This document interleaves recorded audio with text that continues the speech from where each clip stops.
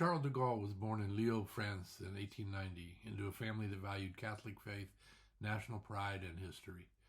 As a young officer in World War I, de Gaulle was wounded multiple times and spent most of the war as a German prisoner. By the time World War II erupted, de Gaulle was a colonel who believed France's military establishment was dangerously stuck in the past. When France collapsed in 1940, he refused to accept the armistice with Nazi Germany.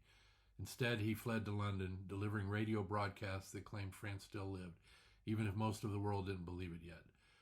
For many French citizens, he was an obscure figure shouting into the void. For others, he was the stubborn voice of national dignity. President Roosevelt found de Gaulle arrogant, uncompromising, and impossible to control. Roosevelt's administration preferred Pétain's Vichy regime early on and later tried to bypass de Gaulle by working with other French leaders. The liberation of Paris in 1944 was both triumph and rebuke. De Gaulle marched through the capital to thunderous cheers, signaling to the world that France had liberated itself, even if American and British armies had done most of the fighting to make that liberation possible. After the war, de Gaulle resigned from government. He returned to power in 1958 during the Algerian crisis, shaping the Fifth Republic and restoring the strong executive he'd long envisioned. His view of France as an independent world power brought him repeatedly into conflict with the U.S.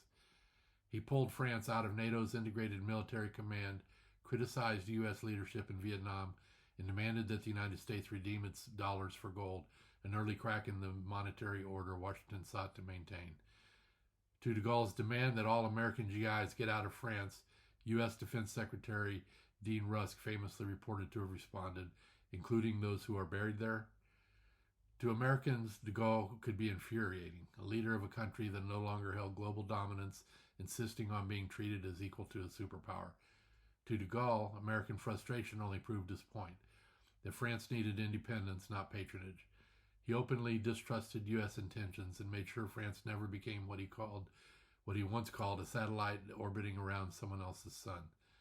Charles de Gaulle died in 1970, quietly at home. His legacy remains complicated. Hero of resistance, founder of a new French state, and a man whose pride earned both admiration and resentment.